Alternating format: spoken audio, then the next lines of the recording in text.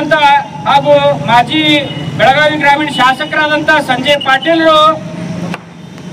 ನಮ್ಮ ಕಾಂಗ್ರೆಸ್ನ ಮಹಿಳಾ ಮತ್ತು ಮಕ್ಕಳ ಕಲ್ಯಾಣ ಅಭಿವೃದ್ಧಿ ಇಲಾಖೆ ಮಂತ್ರಿ ಆದಂತ ಹಾಗೂ ಬೆಳಗಾವಿ ಜಿಲ್ಲೆ ಬೆಳಗಾವಿ ಗ್ರಾಮೀಣ ಕ್ಷೇತ್ರದ ಶಾಸಕರಾದಂತ ಶ್ರೀಮತಿ ಲಕ್ಷ್ಮೀ ಹೆಬ್ಬಾಳ್ಕರ್ ತಾಯಿಯವರಿಗೆ ಅವಹೇಳನಕಾರಿಯಾಗಿ ಅತ್ಯಂತ ನೀಚ ಕುಲದಿಂದ ಅತ್ಯಂತ ತಮ್ಮ ಹೊಸ ನಾಲಿಗೆಯಿಂದ ಏನೇನೇನೋ ಮಾತಾಡ್ತಾ ಇದ್ದಾರೆ.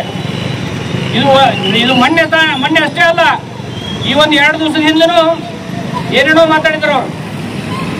ಐ ಲವ್ ಯು ಅಂತ,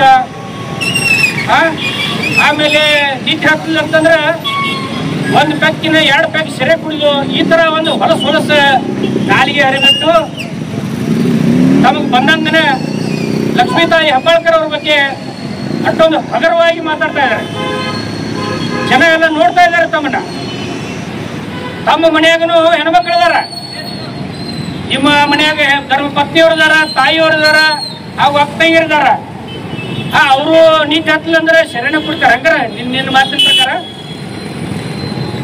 ಆಮೇಲೆ ಕಂಡಲ್ಲಿ ಯಾರ್ಯಾರಿಗೂ ಐ ಲವ್ ಯು ಅಂತೀಯ ಅಂದ್ರೆ ನಿನ್ನ ಮನೆಯಾಗಿನವ್ರಿಗೆ ಯಾರು ಹಿಂಗೆ ಐ ಲವ್ ಯು ಅಂದ್ರೆ ನಡೀತಿತ್ತ?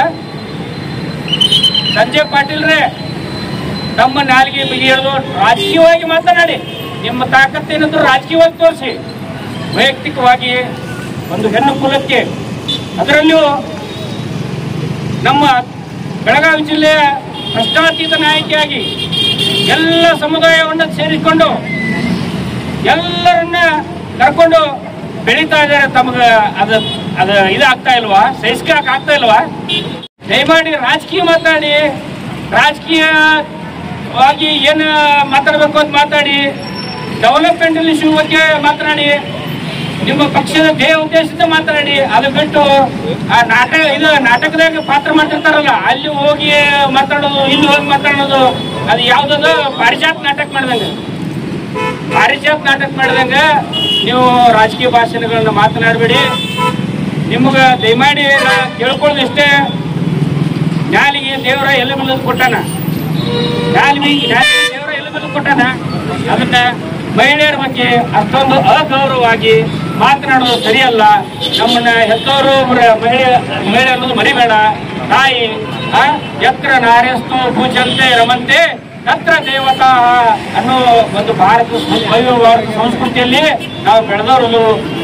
ನಿನಗೊಬ್ಬ ಇದಿಲ್ಲ ಅಂತಂದ್ರೆ ಇಡೀ ಮಾನವ ಕುಲಕ್ಕನೇ ನೀವೊಂದು ತಲೆ ತೆಗೆಸುವಂತ ಪದಗಳನ್ನ ಬಳಸಬಾರ್ದು. ಇನ್ನೊಮ್ಮೆ ಏನಾದ್ರು ಬಳಸಿದ್ದ ಅಂತಂದ್ರೆ ತಮ್ಮ ವಿರುದ್ಧ ನಾವು ಗೋಕಾಕ್ನಿಂದ ಎಲ್ಲಿ ನೀವು ಭಾಷಣ ಮಾಡ್ತಿರಲ್ಲ ಅಲ್ಲಿ ಬಂದು ನಾವು ಕರಿ ಬಟ್ಟೆ ಕಪ್ಪು ಬಟ್ಟೆ ಪ್ರದರ್ಶನ ಮಾಡಿ ನಮ್ಮ ವಿರುದ್ಧ ನಾವು ಪ್ರತಿಭಟನೆ ಮಾಡ್ತೀವಿ ಅಂತ ನಾವು ಇಲ್ಲಿ ಆಗ್ರಹ ಮಾಡ್ತೇವೆ.